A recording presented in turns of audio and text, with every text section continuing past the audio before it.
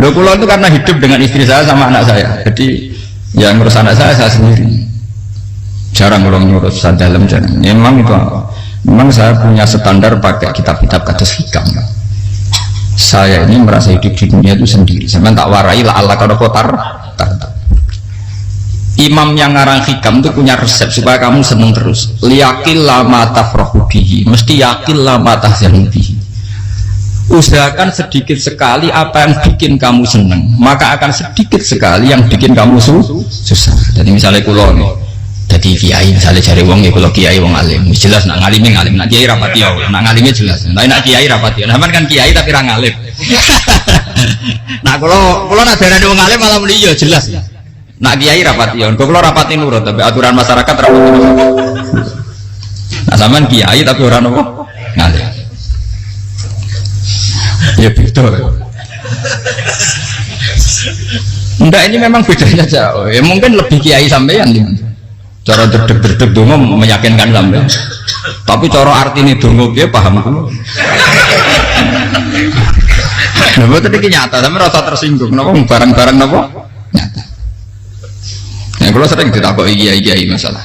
Resepnya apa jenis? Konjinan rata susah, dal kita rata berikan, rata mohon sisip. Resepnya ilmu itu gini kata hikam. Ulama yang kayak hikam itu pernah ngarang kitab itu saking syukurnya, entah saking angkuhnya, terserang komentari. Kamu harus yakin bahwa di sisa hidup Anda itu tidak akan maksiat lagi. Sehingga kalau kamu ditegur maksiat, anggap saja akhiru maksiatin kudirat alaika. Anggap itu yang terakhir. Siapa yang menganggap mohal bahwa dia tidak akan dosa sampai mati, berarti menganggap Tuhan itu lemah. Karena cara berpikir kita kan bayangkan hidup itu 40 tahun lagi. Misalnya saya sekarang umur 40, bayangkan umur kadang 4 tahun meneh. Sampean misalnya umur selawe, bayangkan selawe tahun meneh. Sehingga menganggap dalam durasi ini selawe tahun kok orang maksiat kan mohal. Apalagi sampai sudah tahu maksiat itu bakatem, paham? Ya maksiat ya kelas-kelasan, nak bikin pacaran. Nak wong iso mau mah yo nakal, nak sing setengah soleh ya berbau proposal itu sesuai kontaknya dhewe-dhewe. Itu kan urusan masing-masing. Ya itu kan urusan masing. Moe wakisabu ala wong ngono ora ana sing roh moe wakisabu ala. Ngerombongan wali songo, mbok kangen wali songo, mbok golek selisih wawahu napa alam. Sing roh pangeran tiap mbok kangen wali, mbok golek selisih margin. Niku pokoke wawahu napa ya, itu kan urusan jenengan mbek pangeran, bukan urusan kula. Tapi tetap saya sebagai ulama mengingatkan, niat itu ditoto. Begini, ulama dulu tuh ngitung hidup itu hanya 2 menit 2 detik, sehingga dia ya gampang saja. Kayak imam, kayak kanjeng Nabi itu, ya Rasulullah kenapa tidak menyediakan makan untuk besok? Loh, saya itu tidak yakin kalau hidup saya sampai besok. Ya sudah begitu cara, ya sudah tenang saja. Kalau sampean kan bayangkan hidup 4 tahun lagi, 5 tahun lagi, sehingga arah mangan wedi tenan. Padahal bolak-balik zaman cilik arah mangan tetap wedi. Jadi cara berpikir Nabi itu begitu. Begitu juga cara pikir sahabat, cara pikir ulama-ulama yang waras itu begitu. Loh, saya itu pernah melarat di Jogja, zaman pertama merantau. Itu kalau sampai saya bilang, Gus kok tidak punya beras, tapi aku yakin nak sesuk urip paling.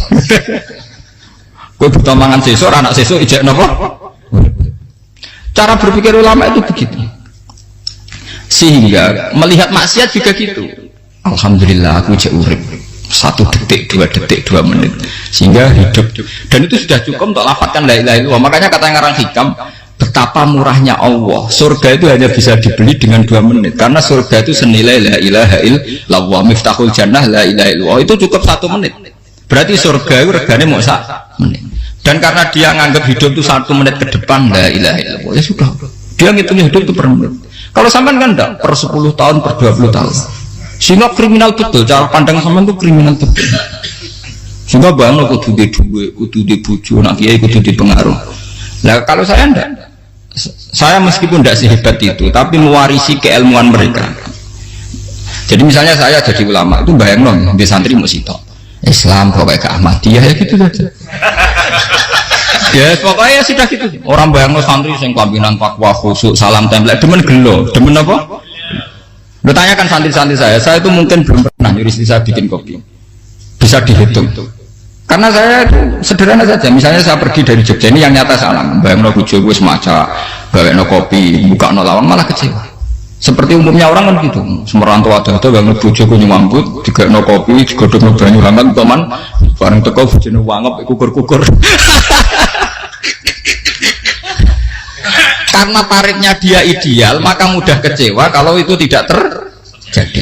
Nak kula mboten, sebaiknya kaya Jogja, bojoku cek utuh Islam, nak sholat 5 bulan ya sudah gitu. Pakai standar-standar yang minimalis. Saya dari rumah bangun sampai ngaji ya, pokoknya melek, ya sudah nak sholat demadem nopo, mulanya sudah gitu sih.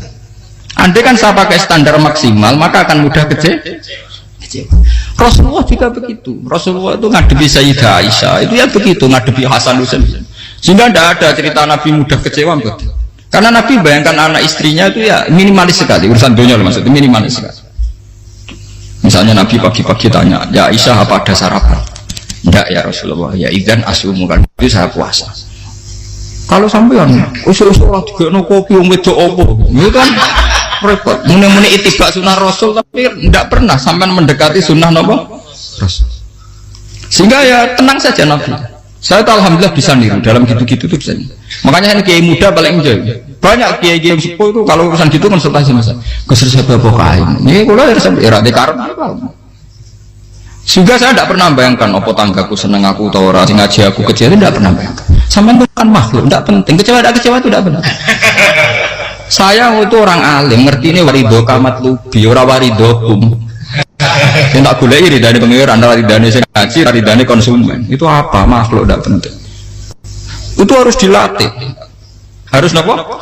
Sehingga orang itu kalau biasa sholat, maksudnya biasa ta'alluq bi Allah, mesti la'alla katardo, mesti gampang puas.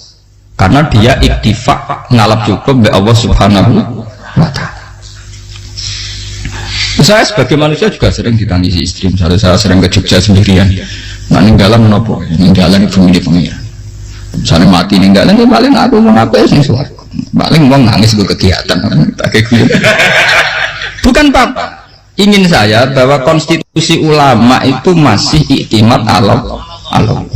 Kalau kita kan enggak. Cara berpikir kita ngaji itu ideal sing ono podium, ngaji jaminan takwa kabeh, kedunan kaji kabeh, diluk kabeh. Kita akan pakai standar-standar yang dengan asumsi kita. Padahal Nabi zaman sugeng al iman hahuna wa yusiru ila qalbihi sadrihi salah. Iman itu urusan hati.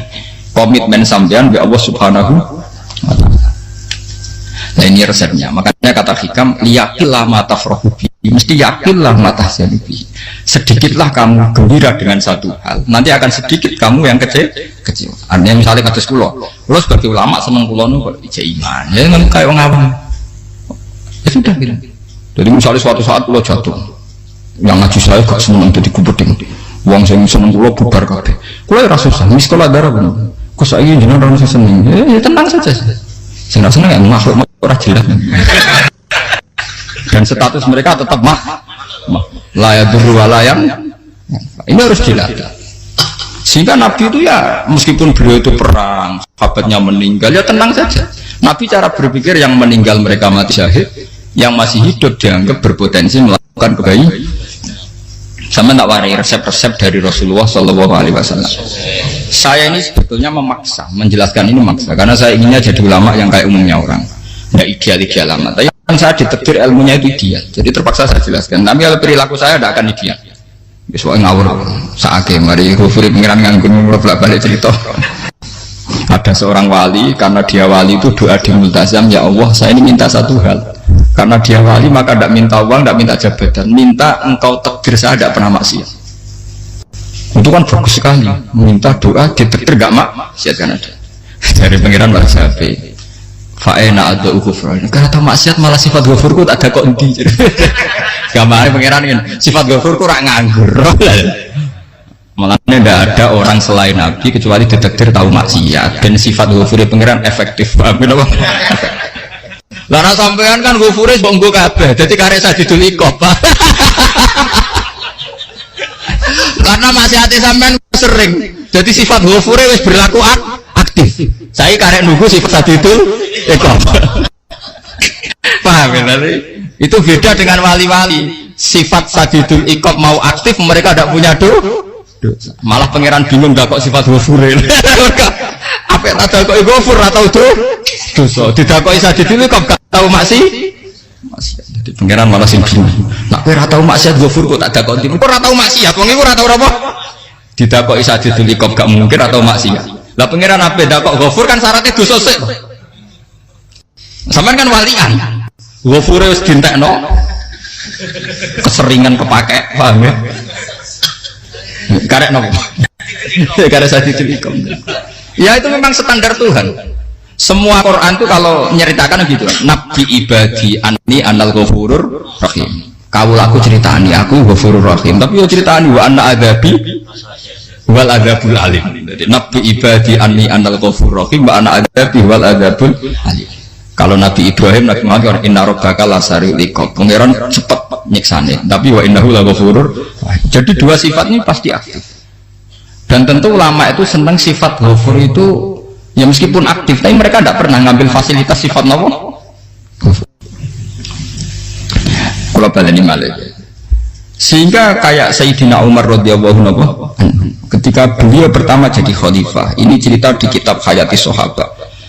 Pertama dia jadi khalifah, orang mengira dia akan ngomong hal-hal yang besar, visi besar tentang negara, visi besar tentang izzatil Islam wal muslim. Tapi ketika Umar pertama pidato begini, ayyuhal muslimun ayyuhan nas, ana, dari kata Sayyidina Umar, ana gulamun min bani Makhzum, akulu min kholati, saya ini pemuda dari Bani Makhzum. Kecil saya bisa makan karena bulik-bulik saya punya kebun kurma yang kalau saya memanen diobahi beberapa biji dan itu menjadi kuti wahayati, menjadi saya bisa hidup. Terus wassalamualaikum warahmatullahi wabarakatuh. Orang itu penasaran semua. Orang jadi khalifah pertama dibelum jadi Amirul Mukminin, pidatonya ngenang masa kecilnya rakelar mangan, kelare mangan mergo buruh bulike, paham ya? Ngunduh kurma terus dikai tamarotin, beberapa kurma sing dadekno iso, dan itu saya pakai sampai ketemu Allah Subhanahu wa taala saya pakai. Misalnya sekarang saya mulia, misalnya kalau dibilang mulia ya ono sing nyucup, ono sing husnudzon, ono sing hormat macam-macam sawangane. Itu bodoh sekali kalau saya menikmati itu, bodoh sekali. Paling banter nikmati dicucup dihormati itu apa? Tapi kalau nikmatnya bisa makan saat itu tuh nyawa. SBY jadi presiden prestasi, Gus Dur jadi presiden prestasi, tapi pemerintah presiden tetap mangan. Prestasi tertinggi adalah bisa makan selisat dirumki gojo-gojo. Makanya Umar mengingatkan, sebetulnya nikmat tertinggi saya itu tidak saat saya jadi khalifah, saat itu kok aku iso mangan, cara gak aku mati. Paham ya? Begitu luar biasa. Kita ini kan menjadi angkuh karena ngitung nikmat itu yang besar-besar, punya prestasi, punya. Kalau saya enggak ngitung nikmat ya kelar mangan gak mati, kan gampang. Sehingga saya tidak mudah kecewa karena tarifnya minimalis, gak gampang apa? Jadi misalnya kalau kapan-kapan kok berhubung, Gus ini gitu, Tuhan rasanya jangan ngeten-ngeten. Oh makhluk itu ya gak apa-apa. Kalau disetatuskan kiai kan seakan-akan ngomongnya sakral, seakan-akan mandi. Tapi nak tak status, oh makhluk itu ngomong-ngomong ya sudah kan. Menjadi kan sudah distatuskan sebagai makhluk. Tentu makhluk statusnya la yadurru wala yanfa. Di sini ini penting. Orang-orang ahli tauhid tentu tidak punya kesusahan. Innalladzina qalu rabbuna wa tsummas taqamu. Mesti tidak ada kesusahan sama sekali. Misalnya ulama-ulama dulu mau mati ya tenang saja. Mati kedua itu mati paling menantang ya, menyenangkan sekali. Karena mati yang seru itu mati zaman Al-Adam. Misalnya saya kelahiran tahun 70. Tahun 40-50 kan belum ada saya. Itu mati yang sejati karena Al-Adam. Kenapa? Al-Adam tidak ada. Mati yang nanti itu mati yang petualangan karena saya mati setelah menyaksikan kekuasaan Allah, setelah husnudzon sama Allah, sehingga mati yang menuruti kerinduan akan ketemu sang kekasih. Makanya Jalaluddin Ar-Rumi ketika mau meninggal dan orang-orang muridnya nangis, dia marah-marah. Hei murid-muridku, betapa bodohnya engkau. Saat kayak ini yang saya tunggu, saya sudah menyesal sampai Allah dat tak senang. Aku kecewa waktu makhluk-makhluk kaya kowe. Saiki wis wayahe aku goleki kholik dat tak senengi malah mbok tangi. Cuk bodhone kowe. Saat-saat sing tenteni malah mbok tangis. Betapa aku lamanya menunggu kematian ini. Kok hidup itu keterpisahanku mbek Allah, kemen ketemu kowe. Malane Jalaluddin Rumilah yang mengistilahkan mati itu malam pengantin. Makanya fal'an awanu sirok minkum wa awanu wisol habibi. Ini saat yang indah karena ketemu dengan berpisah dari makhluk-makhluk yang tidak penting menuju sama Habibi kekasihku. Dia misalkan mati itu malam pengantin. Semenjak istilah itu populer di Jawa anak orang ngipi jadi nganten takwilane mati. Itu filosofi sufi ya, filosofi apa? Lalu begitu juga sahabat-sahabat dulu. Bilal mau meninggal, anaknya udah nangis. Bilal lagu ya, ditanya sama anaknya, kenapa anak-anak kamu nangis? Jangan badai kabundut. Aku malah seneng mati. Hudan nalkol akhibah Muhammadan wa hisbah. Aku nak urip ketemu Nabi terus. Malah nak mati ketemu Nabi Muhammad. Hudan nalkol akhibah Muhammadan wa hisbah. Nah, dengan cara pandang begitu maka hidup itu enjoy saja. Ya saya sebenarnya keberatan pakai kelas ini, keberatan karena saya harus ngulang sampean-sampean. Ya makanya potensi kayak saya tentu mengurangi jadwal ketemu. Makanya saya mohon kalau tidak penting itu jangan sungkan. Anggap saja itu bagian dari hormat saya. Ya minimal sampai misalnya di dua saya ketahui gue diajan pentolan nah apa mau kesuwan bareng malah repot. Gue ganggu uang anak peleleran pak. Nah misalnya sampai kepentak kok hukum uang nak pinter hukumnya takokan ya ringan takok kita tanggam paling bisa karena pertanyaan yang ringan tentu ya ringan-ringan saja kan gak perlu kiai kali sama rasa GR lo pertanyaannya angel Gus gak ada sing bisa jawab uang nak ralim tahke itu pertanyaannya ya rapatimu itu ibu harus kangelan ini buat ternyata tapi podo enak podo apa? Makanya kalau latih, jadi hikam sendiri itu ada manhaj, ada metode. Kalau orang supaya tardo, liyakin lama tafrohubi, yakin lama tahsen. Anak saya itu kalau habis main pulang, itu saya senengnya pol. Istri saya pernah jangan. Gue anak mulai senengnya, di biro-biro, anakku gemelen di rumah, misalnya terus dia. Saya itu anakku lo main mulai itu seneng. Biro-biro anakku mulai di rumah. Dipanggil anak saya bapak lu senengnya tak boleh biro-biro ada yang manggil bapak jadi saya pakai standar minimalis kan saya tidak pernah pakai tarif dia anak yang ideal dihormati orang sampai anakku sujud nih pangeran ngerti pentingnya mau tasbih makanya anak saya tak namakan tasbih semua itu ya sudah selesai saya tidak pernah bayangkan anak saya jadi kayak besar dihormati jemput mari gampang kecil ya sekolah kan Sayyidina Umar saya pemuda dari Bani Mahzub yang kecilnya bisa makan karena buruh bulikku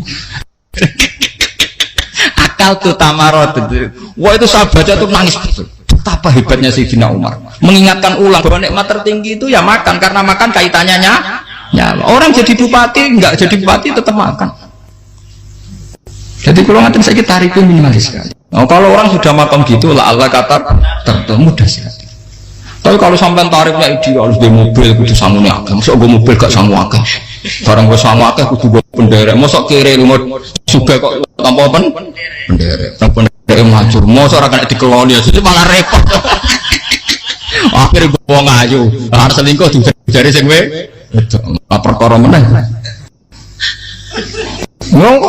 nuruti tahapan-tahapan duniawi makanya resep kalau ingin itu kan sholat, maksudnya sholat itu dihayati secara tauhid ya, dihayati secara tauhid. Misalnya inna sholati wa nusuki wa mahyaya wa mamati lillahi rabbil alamin. Itu akan pasti Allah kata pasti mudah melihat alam ini ridho. Ini satu sekelumit ya, di resep orang ulama yang saya meniru beberapa di kitab Hayati Sahabat, di kitab Hikam dan meniru terutama di semuanya sanad dari Rasulullah Shallallahu Alaihi Wasallam. Makanya suatu saat Nabi itu kagum. Abdullah bin Mas'ud itu jalan dan dikawal oleh beberapa malaikat. Terus Nabi itu heran. Ya kenapa itu selalu mengawal kamu? Kata Abdullah bin Mas'ud, ya Rasulullah, inilah akhtu khutwatan, illa wa azunnu ala akhtu wa ukhra. Wa ma akatu luqmatan illa wa azunnu ala alqam ukhra.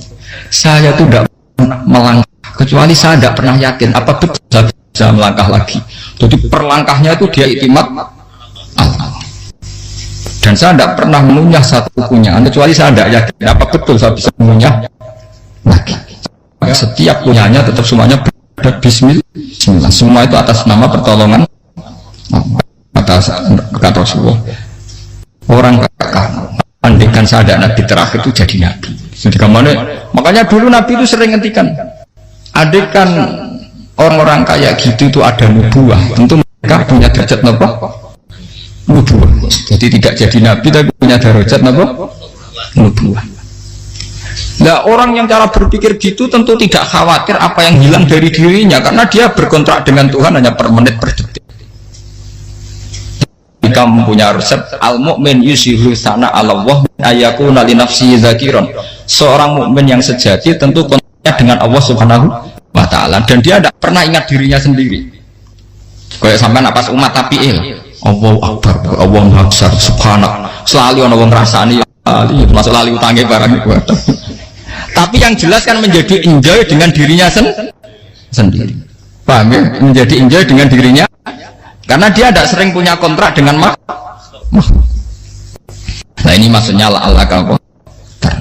Janganlah Allah kata kamu pandang, apa nak sholat terus kabul kaja, apa nak sholat terus untuk duit ya ber. Karena cara pikir iso aja nak duit ya. Ini resep ya, dan resep ini dari ulama-ulama yang istinad ila Rasulullah Shallallahu Alaihi Wasallam. Karena kalau Nabi itu memang cara pandang. Aisyah itu pernah ditanya, Aisyah, saya ini ingin makan, apa yang dari sahabat ini masih? Wah ya Rasulullah sudah habis karena tak kasihkan tetangga. Itu Nabi tidak marah-marah, malah bilang, kamu benar Aisyah, biru yang kamu kasihkan itu yang masih. Kau nak daging dipangan dewe kadang nuruti nafsu, nak dikekno wong sudah kau nuruti perintah pengen. Jadi kanjeng Nabi beneran Aisyah dagingnya ijek, mungkin orang tiang malah ijek, sing gogo sudah kau malah sing ijek. Cara berpikir Nabi itu begitu. Tapi tahu-tahu disederhanakan sunnah Nabi serbanan. Nah, itu kan ya memang itu bagian dari sunnah Nabi, tapi sunnah seharga 10.000. Paham ya? Dia monggo mawon zaman sunnah Nabi serbanan gitu, tapi itu sunnah yang bisa dibeli dengan murah. Hakikatnya sunnah Nabi itu rata-rata bentuknya perilaku, napa? Zaman delok dawuh Aisyah, tengene tiba berjanji, kana khuluquhul Qur'an wa shimatuhul ghufran yansahu lil insan wa yafsahu fil ihsan wa ya'fu 'anil dzambi idza kana fi haqqihi wa sababi. Kana khuluquhul Qur'an, Nabi ku akhlak dasare wis kaya Quran tok. Urusane akhlak. Wa shimatuhul ghufran, ciri utama sifatnya Nabi gampang nyepuro. Yansahu lil insan, dan Nabi punya niat pada seluruh manusia. Wa yafsahu fil ihsan, sering melakukan ihsan. Dan sunnah Nabi ngoten kan luwih sering kula Quran ya wis hafal mulang. Wasimatu ghufran kula gampang nyepuan sampean ngaji angop ora tau tamu. Yang sahulil insan kula bedina nate tiyang mulang. Wa yafsahu fil ihsan tak ge gampang. Kula mulai ora tau itu sakmene kudu podi kudu wong dilo ya ora. Pokoke akhir ke Ahmadiyah ya medhen mulon ya sudah. Loh, itu kan dawuh Aisyah ketika ditanya kaifa kana khuluqu Rasulillah, dan itu semua dijawab oleh ahwal, oleh sebuah perilaku. Tidak ada Aisyah jawab nganggo atribut. Oh Nabi itu jubahan serbanan, tidak ada itu. Memang itu sunnah ya, satu itu sunnah kan, jangan salah paham ya. Tapi itu sunnah yang tidak dijawab oleh Aisyah, sunnah yang sampean jawab sendiri. Paham? Aisyah yang istrinya Rasulullah ketika ditanya kaifa kana khuluqu Rasulillah, beliau jawab kana khuluquhul Qur'an wa simatuhul ghufran yansahu lil insan wa yafsahu fil ihsan. Semuanya akhwal wa ya'fu 'anil dzambi idza kana fi haqqihi wa sababi wa idza dia haqqu wa lam yakun li ahadi marra'ahu badihatan haba wa idza ta'ahul miskinu ajaba yaqulul haqqa walau kana murra wa la yu'minu lil muslimin bisaw walau. Semuanya itu akhwal, satu perilaku sosial. Saya mengakui kalau serbanan sunnah, ya saya ngakui. Tapi sunnah plus karena saya mewakili yang akhwal tadi, yang apa?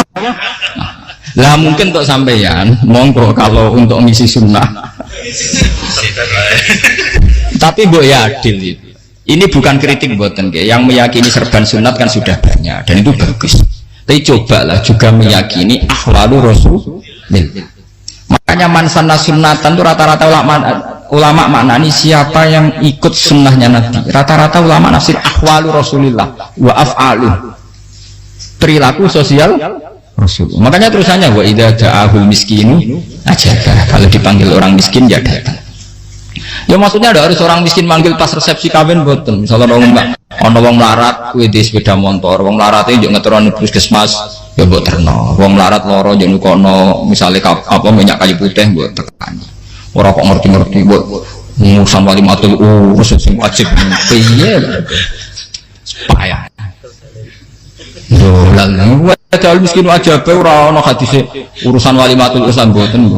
Kalau orang miskin manggil ya dalam riwayat hadis ya Nabi sering dipanggil orang miskin. Ya Rasulullah, mbok datang ke rumahku, ada apa? Terus ya Nabi, saya tuh ingin rumahku sing elek jenengan nanti salat teng mriku. Ya Nabi datang salat aja ya ora jaman. Fi ayyi makan dan arad ta an usolliya fi. Kamu di tempat mana kamu seneng salat? Teng mriki ya Rasulullah. Ya Nabi salat. Sing ngundang ya waras pisan. Kenangan mbek Nabi kok mae dienggo salat Nabi. Ambean tahu tanggung kiai pun sholat. Kon promosekno anakmu iku Pak. Ya itu nggak nunggu kersane ketampi PNS. Padahal kiai ini dhewe anak era PNS. Kalau dulu kan sahabat ngundang Nabi itu ya gitu. Ya Rasulullah, saya itu ingin sekali engkau sholat di rumahku. Fa'takhidahu musallan. Kemudian tempat yang pernah engkau sholati mau tak pakai musola pribadi. Makanya masjid kiblat itu rumahnya sahabat, karena dulu Nabi pernah sholat di satu tempat. Adalah ono perintah tahwilul kiblat itu di rumahnya sahabat. Sahabat dulu tuh kalau ngaturin Nabi itu kenanya ingin Nabi pernah sholat di situ. Nah, ilmu ngeten ini muntah. Ya untungnya nonton kulo, jadi ono sing eleng-eleng memang. Teman-teman kudu syukur ya, artinya syukur ya. Orang kayak saya itu tidak usah sampai dikte-dikte ngikuti hukum adat. Kalau ngoten sampean gelo mergo kula ora iso teko, kula ya gelo perkarane ulama kok mbok atur. Makanya saya sering guyon cerita, saya itu kalau di pasar Pandangan dulu itu anyaran boyong sering di pasar, ditanya sama Gus Ngalim kok di pasar. Piye? Aneh to. Ya aneh kuwi. Aneh piye? Bodohnya al wong alim. Kadang masyarakat itu tidak sadar keanehan dirinya sendiri. Mereka enak saja merasa kalau orang alim ke pasar itu aneh. Mereka tidak sadar orang bodohnya al wong alim ya aneh, enak saja mereka mikir sepi. Faham ini supaya sampean Allah kan apa tar. Makanya untuk Rasulullah, Nabi itu sering ngendikan ana tamu hormati. Tapi etika mertamu di Rasulullah itu walakin idza du'aitum. Mertamu Nabi itu ditimbali. Walakin idza du'itum du'iya mabni majhul. Ketika kamu ditimbali fat. Jadi ya ayyuhalladzina amanu la tadkhulu buyutan nabiyyi illa ayyudzana lakum. Jadi untuk sowan Nabi itu nunggu dipanggil. Meskipun sahabat itu rindu Nabi, tidak berani sowan ke dalamnya Nabi. Kalau ingin ketemu Nabi di barengno pas sholat jamaah, karena Nabi pasti keluar di masjid. Andai kan Nabi lima tamu di rumah, ora sido dadi Nabi. Amen nampa tamu.